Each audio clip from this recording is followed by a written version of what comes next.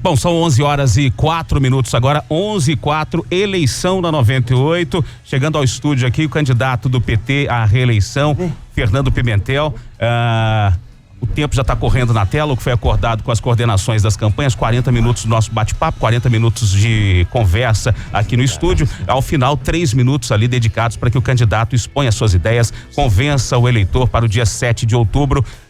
Vamos então direto para nossa conversa. Candidato do PT, Fernando Pimentel, seja muito bem-vindo ao Central 98. Bom dia para o senhor. Bom dia a você também, Antonelli, aos nossos colegas aqui da entrevista, da bancada, e aos nossos ouvintes e agora também espectadores, né? Internautas, né? Multiplataforma, governador. Isso, muito bom. Bom, vou começar perguntando então pra gente ganhar tempo, governador. Candidato ao governo à reeleição. O seu mandato foi marcado por uma série de problemas aí.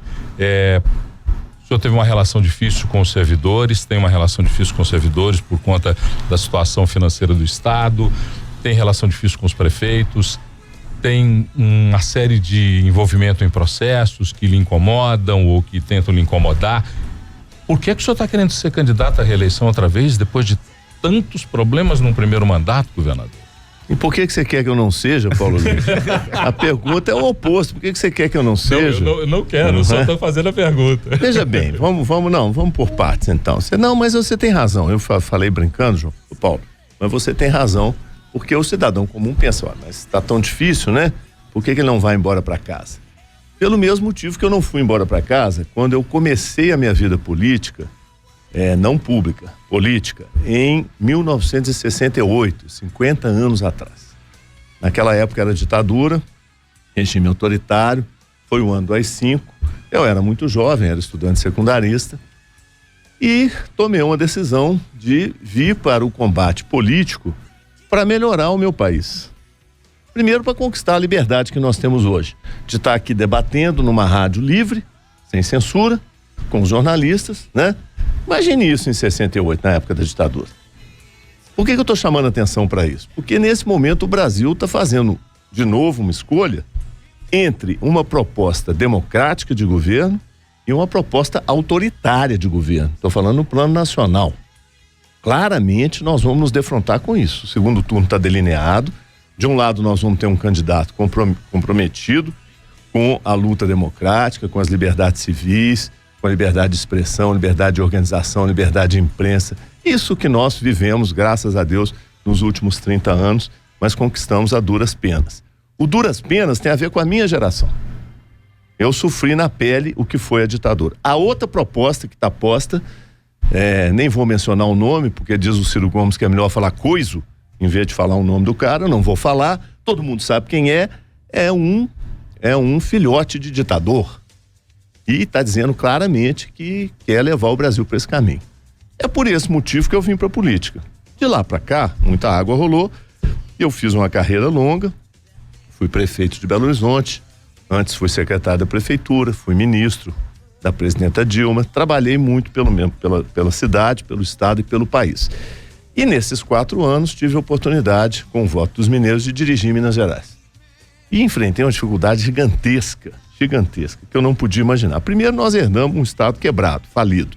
O próprio candidato adversário, que foi governador e quer voltar, já reconhece isso. Não, tinha déficit, mas era pequeno. O déficit no último ano do meu governo era 2 bilhões de reais. Hoje é 9, 10, 12, cada hora ele fala um número. Mas era pequeno. Primeiro que não, ele tentou maquiar os números para tampar o rombo, né? Ele apresentou um orçamento maquiado, nós tivemos que refazer. O déficit real, já no primeiro ano, era de 7 bilhões e 200. Segundo que esse resultado de 2 bi que ele fala em 2014, resultado negativo, era 5. Não foi maior porque ele passou a mão no fundo da Previdência, no tal do Funprem, pegou o caixa que tinha lá de 3 bilhões e 200, agravou o problema da Previdência Pública de Minas Gerais, que é o nosso problema maior, problema estrutural, eu posso falar isso ao longo dessa entrevista, mas era 5 bi. Aí ficaram só 2 porque ele passou a mão nos 3 bi. Então eu herdei um estado quebrado, falido. Comecei a tentar consertá-lo. Aí veio um golpe de estado no meio do caminho. Veio esse impeachment fajuto, que não é impeachment nada, é um golpe de estado patrocinado pelo mesmo cidadão que agora quer ser governador de novo, né? Foi ele o relator do golpe. E afastou a presidenta Dilma e colocou em Brasília um governo que é um desastre, uma calamidade. E está submetendo Minas ao pior cerco financeiro, orçamentário da história da República. Minas nunca foi tão cerceada como está sendo agora pelo governo do Temer. Aí, realmente, nós vamos ter, como você falou, problemas na área orçamentária, na área da folha de pagamentos. Eu tive que parcelar, contra a minha vontade, mas não tive outra escolha, parcelar o salário de servidores, né?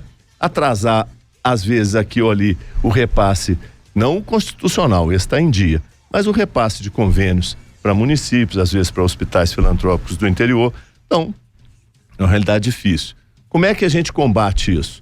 Fazendo o que eu estou fazendo, falando a verdade para os mineiros, sem mistificação, sem mentiras, sem camuflar a realidade, falando a verdade é essa. Tem saída para essa situação? Tem, claro que tem, e nós já começamos a encaminhá-la, mas nós vamos precisar de mais tempo para terminar o acerto da casa, digamos assim, né?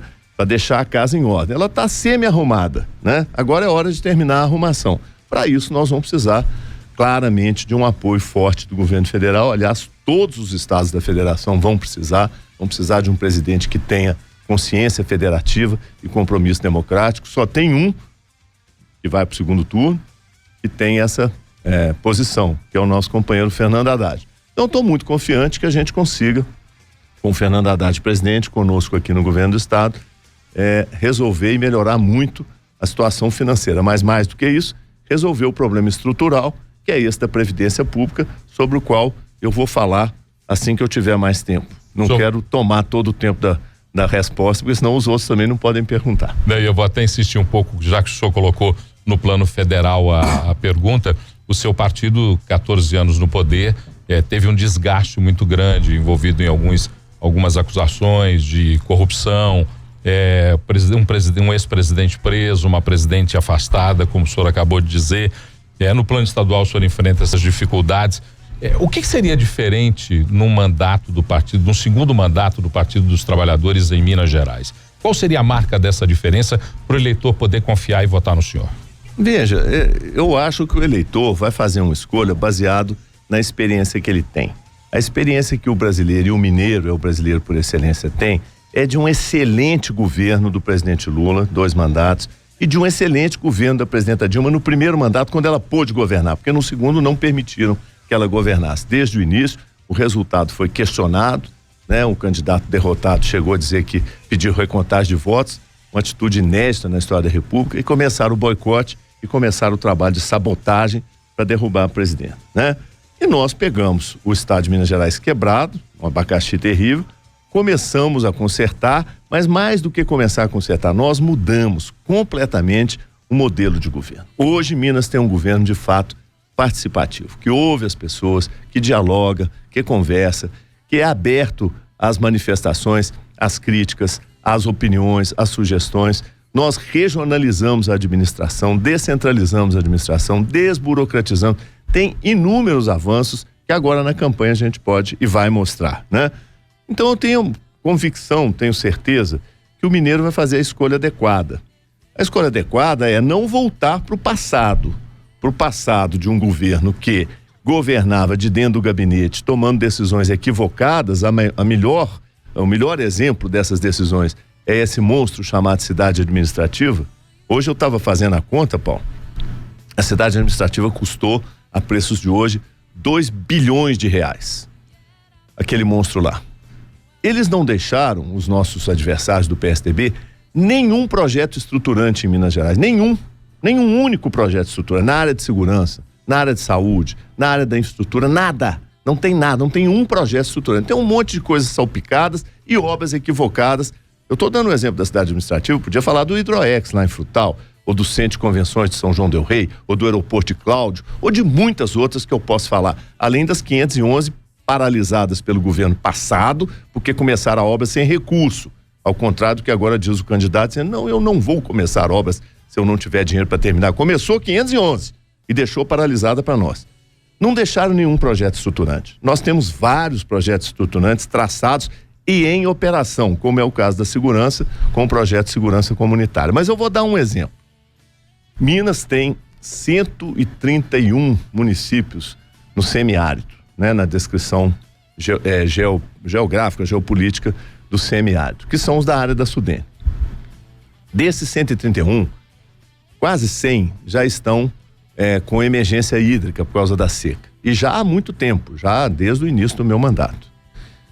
Não tem um projeto que foi deixado pelo PSDB para resolver essa situação. Nós fizemos um projeto para o semiárido. Está pronto, com custos, com orçamento, com tudo feito, e já iniciamos a implantação. Começamos por Montes Claros, com a nova captação de água no Rio Pacuí, fizemos uma adutora de 54 quilômetros, né?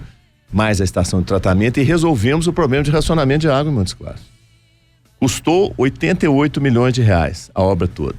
Quer dizer que dava para fazer 20 obras dessa, mais de 20, com o custo da cidade administrativa. O custo do projeto completo do semiárido, para resolver o problema da seca naquela região, intercalando barragens, perenização de rios e novas captações e integração de bacias hidrográficas, é um projeto ambicioso. 4 bilhões. A cidade administrativa, se tivesse não sido feita, o dinheiro que foi gasto lá, dava para ter feito metade do projeto para resolver a seca no norte de Minas. Isso é uma proposta estruturante, que nós captamos e dialogamos com a população nos fóruns regionais de governo que o nosso governo criou. Então é uma mudança fantástica do jeito de governar, de tomar decisões corretas, não é jogar dinheiro fora, não é desperdiçar recursos com aquilo que não precisava. Governaram, o PSDB governou na época das vacas gordas. Tirou o leite da vaca e não sei para onde é que foi. Agora as vacas estão magras, nós temos dificuldade, mas nós temos um projeto que dialoga com as pessoas, que constrói propostas para Minas Gerais. Então eu estou confiante que nós vamos enfrentar uma campanha como estamos enfrentando, com serenidade, com humildade, ouvindo as críticas quando elas vierem, mas propondo soluções, que é o que nós estamos fazendo. E acho que nós vamos ser vitoriosos ao final. E mais ainda, Minas vai ter um futuro radioso, com Haddad na presidência. Eu já conversei com ele esteve aqui em Minas agora essa semana, nós trocamos ideias, ele sabe do compromisso que nós temos com os mineiros, ele vai ajudar Minas Gerais, né? Com outro candidato eu não tenho sequer contato, eu não quero nem pensar nesse pesadelo. Conosco é o Haddad. E nós vamos melhorar o estado. Eu tenho certeza que vai ser um mandato, o segundo, melhor que o primeiro, mas na mesma linha de integração, de descentralização, de regionalização e de diálogo com as pessoas. Oi, perdão. Candidato, o senhor está dizendo aí que... Aqui é o João Basílio. Isso, bom dia. Bom dia, querido. Num eventual governo Haddad, junto com o senhor, Minas seria beneficiada. Mas no início do seu mandato, a ex-presidente Dilma, de quem o senhor foi ministro, ainda estava no poder. E mesmo com essa relação estreita, Minas Gerais não teve nenhuma das obras anunciadas pelo PAC concluída. Por que ainda é tão difícil a relação dos estados com a União? Veja, no caso Não, você está certo. Aí era durante um ano. Eu convivi com a presidenta Dilma como presidenta e eu como governador, mas foi um ano dificílimo, porque foi o ano da sabotagem, foi o ano da preparação do golpe, que foi logo em seguida, né? Ela foi afastada do governo em dezembro de 2016 e depois o impeachment veio em maio, se não me engano, do ano seguinte, né? Em dezembro de 2015 e o impeachment veio 4 meses depois, em 2016, então ela já estava até afastada. Ela mal governou naquele primeiro ano. Esse é o primeiro ponto. O segundo ponto é o seguinte, nós chegamos e deparamos com uma situação que a gente não esperava. Eu confesso para você que a maquiagem tucana, a maquiagem do PSDB foi tão bem feita que mesmo nós, que temos experiência administrativa longa, assustamos quando chegamos lá. Eu levei alguns meses para perceber a gravidade do rombo e talvez a gente tenha errado de não ter comunicado de forma mais incisiva, mais aberta, o desastre que era aquela herança do PSDB. Você mencionou as obras, não é verdade. Ainda que com dificuldade, a presidenta Dilma sustentou o Minha Casa Minha Vida em Minas Gerais, que agora teve 34% das verbas cortadas pelo Temer, desse ano para o ano que vem, né? No orçamento de 19, ele cortou 34% das verbas e cortou o Bolsa Família pela metade. A presidenta Dilma manteve as verbas, sustentou a obra da PR-381, que está em andamento por causa dela. Teve que cancelar uma licitação, fazer outra, ela bancou tudo isso. Enfim, aquilo que era possível fazer naquele primeiro ano, que foi 2015, foi feito. Minas Gerais, de vez em quando eu ouço um adversário dizer, mas o Lula não fez nada por Minas. Isso é de uma injustiça tão gritante, Quando o ex-governador Aécio Neves assumiu, Minas não tinha condição de tomar dinheiro emprestado, porque estava quebrada.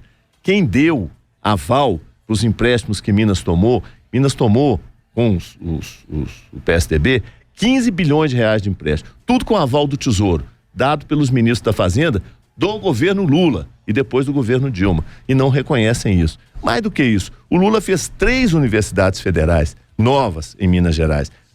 43 institutos federais tecnológicos, 43 IFETs no interior.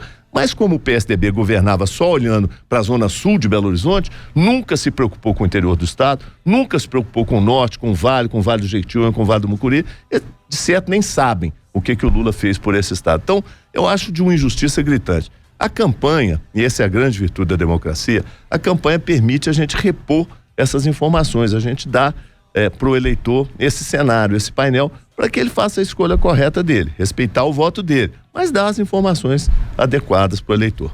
Candidato, em propagandas eleitorais, o senhor tem dito que caso o senhor e o candidato à presidência, Fernando Haddad, sejam eleitos, seu governo irá então regularizar os repasses para as prefeituras e encerrar o escalonamento de salário dos servidores. No entanto, esse discurso parece condicionar essas propostas à eleição do presidenciável do seu partido. O que acontecerá caso Haddad não seja eleito? Essas promessas continuarão sem ser cumpridas? Veja, não, agora você abriu espaço para eu falar desse problema. Então vou falar, Carol, mais longamente sobre a questão do Estado. Qual é o problema de Minas Gerais hoje? Minas tem um problema estrutural que não fomos nós que criamos, ele foi herdado. E aí eu vou fazer justiça, não foi nem sequer o governo do PSDB, ele já vem desde antes. O governo do PSDB teve condições de resolvê-lo e não resolveu, e pelo contrário o agravou. Qual é o problema estrutural de Minas? É a Previdência Pública, tá? Vou dar os dados aqui rapidamente e o nosso ouvinte vai entender. O orçamento do Estado, se nós tirarmos a Previdência Pública, se fosse possível fazer isso, né? Você tira para um lado a Previdência Pública e fica só a receita do Estado e a despesa sem a Previdência. Esse orçamento é superavitário. Sobraria todo ano mais ou menos 7. Quer dizer, vou pegar o ano passado, porque cada ano o número pode ser diferente. Sobraria 7 a 8 bilhões. Sobraria. Se nós pegássemos toda a receita do Estado, pagássemos todas as despesas, exceto a folha de aposentados, tá? Pagássemos o repasse dos municípios, os repasses do judiciário, do legislativo, o custeio da máquina pública, os salários dos servidores ativos, no final teria sobrado 8 bilhões pra gente fazer estradas, fazer hospitais, pontes, o que fosse. Não cidade administrativa, evidentemente, né? Fazer obras necessárias. Por que não sobra?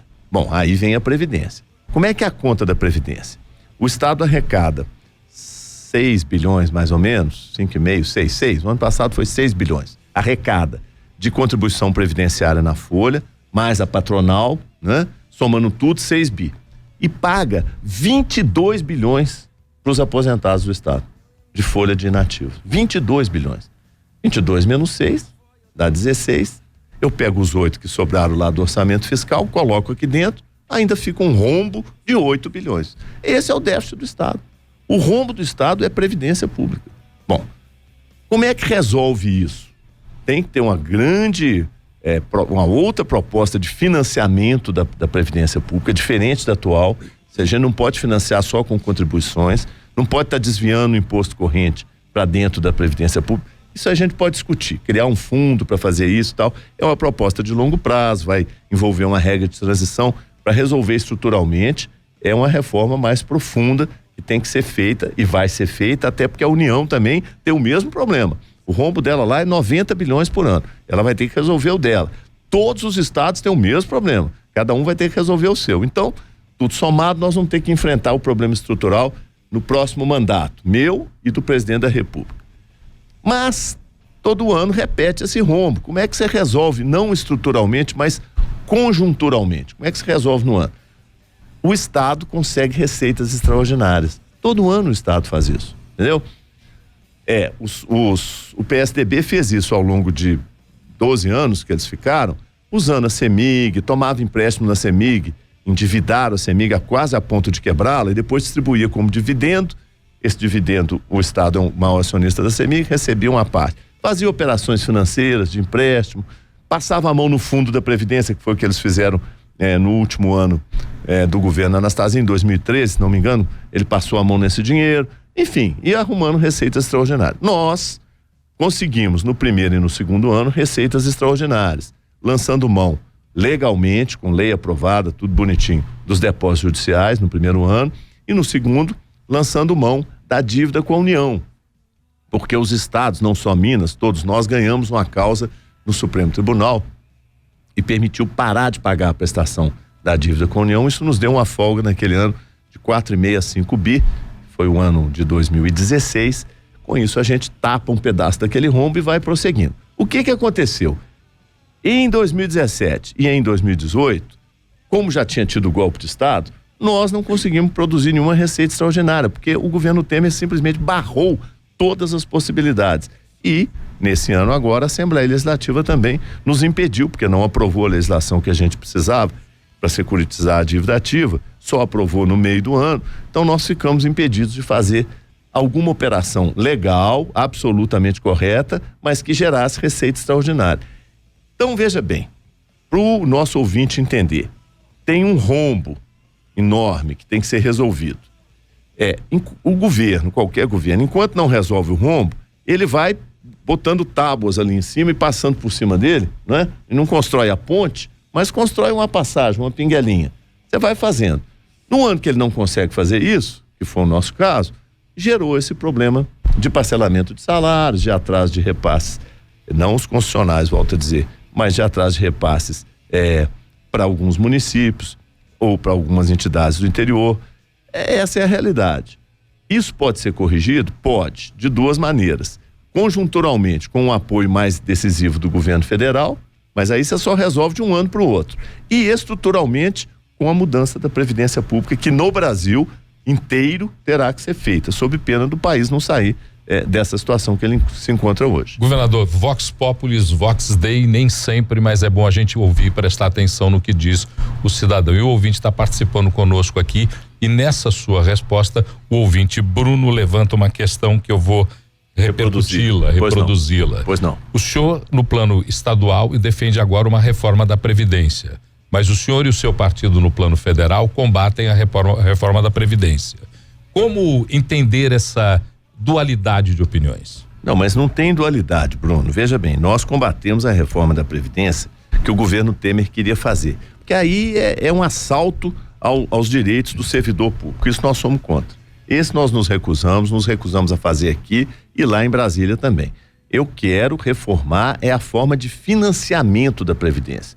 Direitos do servidor, salário do servidor da Previdência, os direitos que ele acumulou ao longo da carreira são intocáveis. Isso nós não devemos, não podemos e não vamos alterar. Agora, não dá para financiar a Previdência Pública do jeito que ela foi financiada até hoje, com a contribuição na folha de pagamento. Mesmo que a gente aumente a contribuição, aumente o percentual de desconto, ainda assim o rombo vai continuar porque ele é muito grande. Então qual é a solução? Nós temos que criar um fundo previdenciário específico só para sustentar a Previdência. Esse fundo tem que ser autônomo, ele não pode ser estatal, não deve ser estatal, ele deve ser propriedade, vamos chamar assim, dos servidores, diretamente dos servidores, como é no mundo inteiro, viu? O mundo inteiro é assim. Os países desenvolvidos, todos eles, a previdência, o pagamento dos aposentados não é obrigação do Tesouro, seja ele municipal, estadual ou federal. É obrigação dos fundos que os servidores criam. Como esses fundos, no caso dos países desenvolvidos, já são muito antigos, eles são fundos muito poderosos, muito capitalizados, né? Eu gosto de dar um exemplo aqui, mineiro, né? A CEMIG tem um acionista, é o quarto maior acionista, é o quarto ou quinto maior acionista da CEMIG, é um fundo dos professores da província de Ontário, no Canadá, professores públicos. Mas o fundo lá tem 80 anos, então ele tem ações de empresas do mundo inteiro. Os dividendos dessas ações compõem o rendimento do fundo. Com esse rendimento ele paga as aposentadorias dos servidores inativos, que agora são mutuários desse fundo. E esse é o mecanismo, como é, por exemplo, uma Previ do Banco do Brasil, né? Como é a Petros, dos funcionários da Petrobras. Agora, para fazer isso, tem que mudar a Constituição, não é a mineira não, a Constituição Federal, e fazer um processo de transição, porque o fundo que vai ser criado, ele vai começar com um capital pequeno. Para ele se capitalizar, demora tempo. Então, durante um tempo, o Estado ainda vai ter que bancar. Mas você poderia já ter começado esse processo. E veja bem, Minas já teve um fundo assim, chamava-se Funprem. Quem extinguiu esse fundo?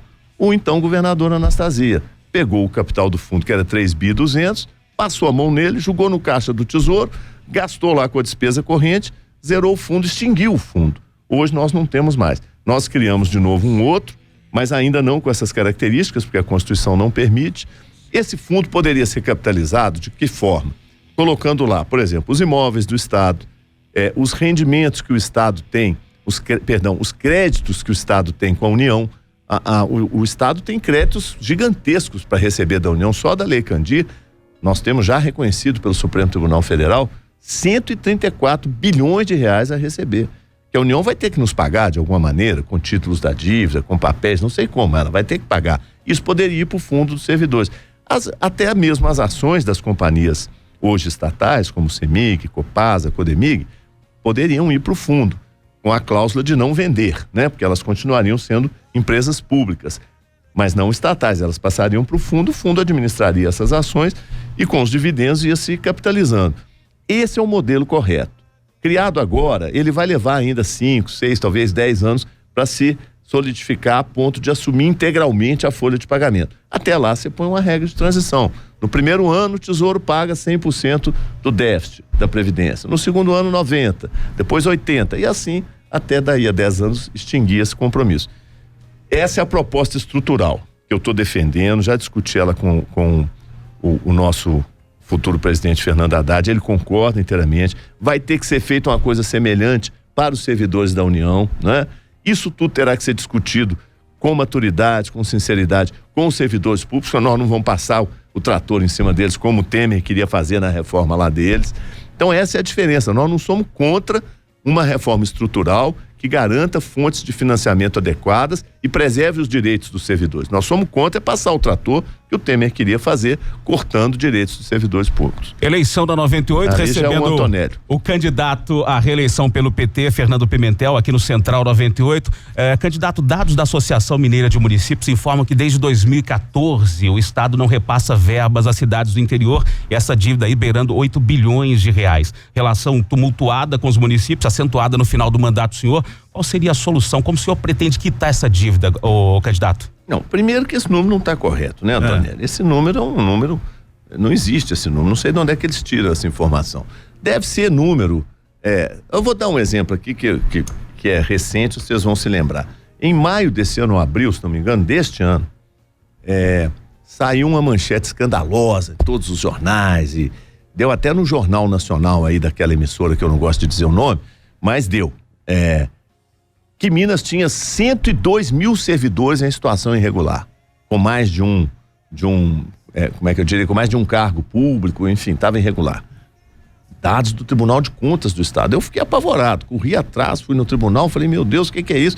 Bom, Minas tem 300 mil servidores ativos, 62 mil estão irregulares, de cada 3, um está irregular. Isso é um desastre, né? E isso daria um prejuízo de 5 bilhões por ano para o Estado. Fomos apurar, montamos uma comissão, fomos lá para dentro, levantar os dados.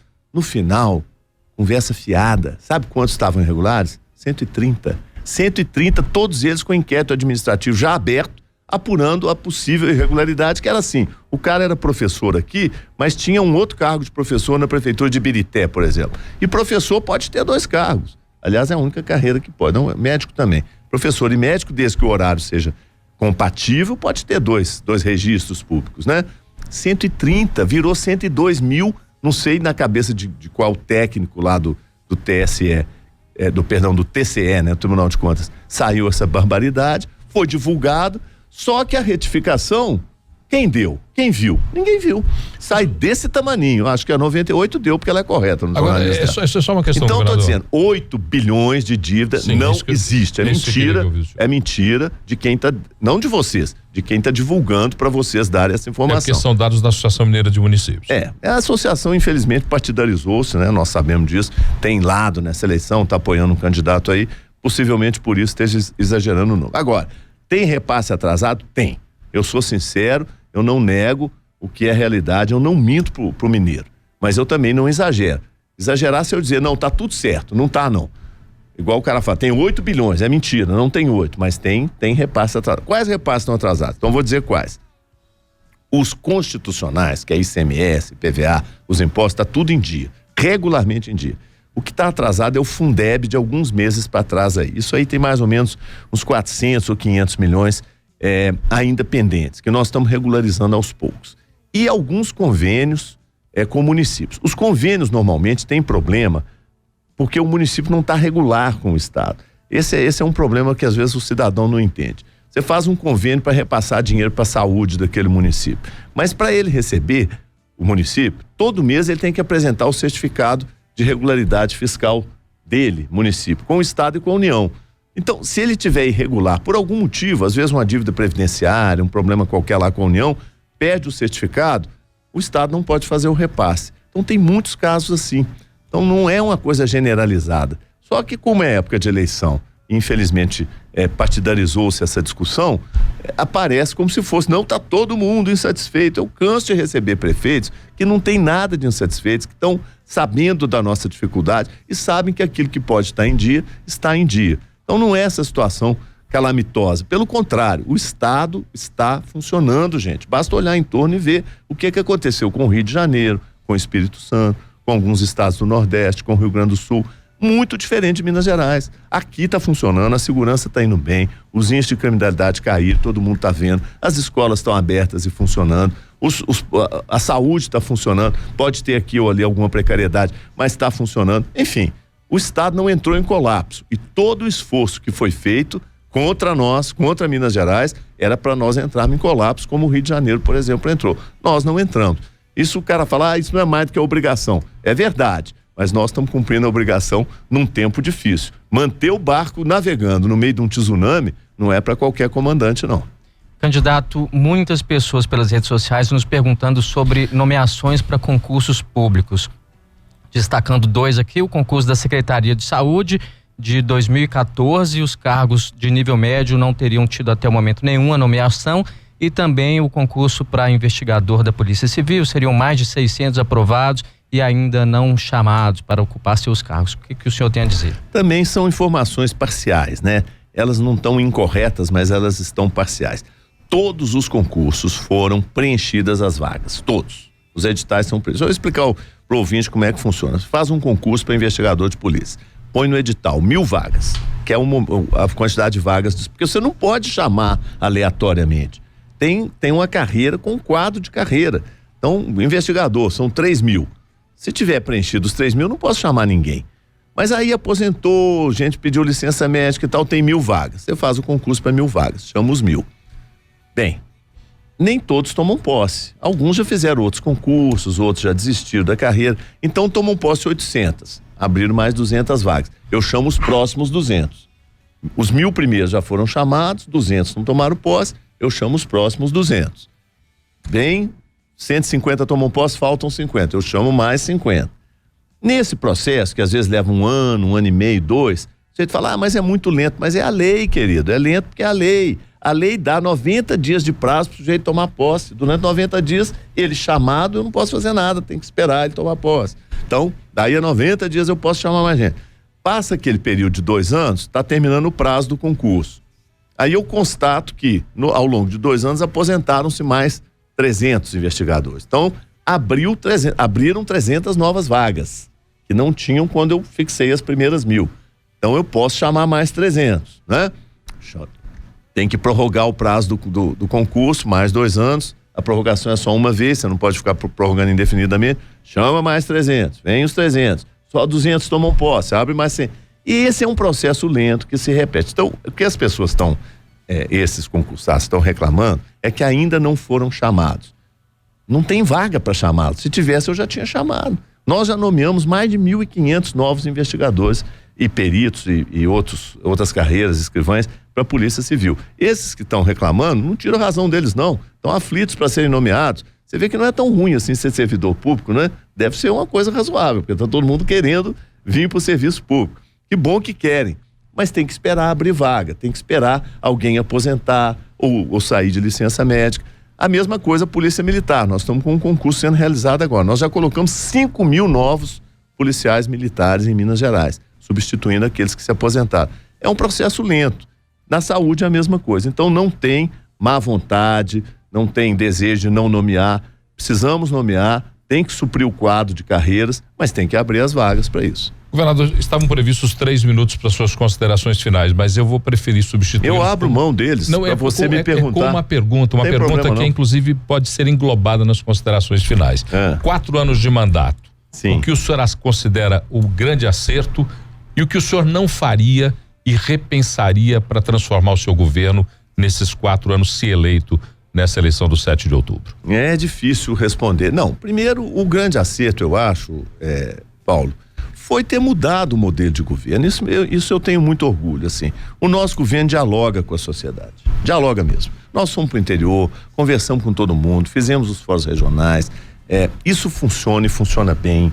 As demandas que a gente recolheu, eu lamento que não tenha dinheiro para resolver tudo, mas hoje nós sabemos concretamente quais as demandas. Assim, terminar a obra, fazer o asfalto da rodovia de Carandaí a Lagoa Dourada, aqui perto. Né? Se falar é pouca coisa para quem está longe, para quem não mora lá, para quem não é produtor agrícola, para quem não precisa daquela estrada todo dia para levar o menino para a escola rural, não é? Nós fizemos 300 obras como essa, espalhadas por Minas Gerais. Se você falar, ninguém sabe, quem está na região sabe. É por isso que eu tenho certeza que nós vamos ganhar a eleição, porque os mineiros sabem reconhecer essa coisa. Agora, o que eu não faria, o que eu me arrependo? Arrependimento é um sentimento estranho, né? Eu não tenho esse sentimento de arrependimento, nem de ressentimento, nem de rancor contra ninguém, contra nada. O que eu acho que a gente talvez errou de não ter antecipado é que nós devíamos ter divulgado aquilo que eu falei bem no início, com mais expressividade, de maneira mais incisiva, a situação tão ruim que nós herdamos o Estado, né? Nós fomos muito mineiros dessa ocasião. A gente achava que a presidenta Dilma ia ter um governo de 4 anos e nós íamos conseguir aos poucos ir consertando e não queríamos fazer um estardalhaço com aquela situação tão ruim que estava Minas Gerais. Talvez isso aí eu devesse ter feito de outra forma. Agora, já que está terminando, eu quero dizer, primeiro, agradecer a vocês pelo espaço, agradecer a 98, cumprimentá-los pelo jornalismo de qualidade que fazem aqui, né? Eu sou um franco defensor da liberdade de imprensa. Eu falo assim, a imprensa mesmo quando erra tá certa, porque ela tem que divulgar. Agora, é claro, às vezes tem algum exagero, a gente pode discordar, mas quero cumprimentá-los por isso. E quero pedir àqueles que nos ouviram, e peço isso com humildade, com sinceridade, com paciência, que deem a nós o crédito de mais um mandato, para nós corrigirmos aquilo que não foi corrigido ainda e continuarmos mudando Minas Gerais. O Brasil vai ser feliz de novo com Fernando Haddad e vai ter um Fernando aqui para ajudar. Candidato Fernando Pimentel, candidato à reeleição pelo Partido dos Trabalhadores, na nossa sabatina, eleição na 98, lembrando, na próxima semana, o último candidato que será sabatinado na segunda-feira, e especialmente na segunda-feira, extraordinariamente na segunda-feira, Adalclever Lopes com a gente aqui na segunda-feira no Central 98. O convite está feito para você acompanhar pelas redes sociais, participando, interagindo, trazendo seu questionamento pra gente. A gente vai para um rápido intervalo comercial, daqui a pouquinho mais Central 98.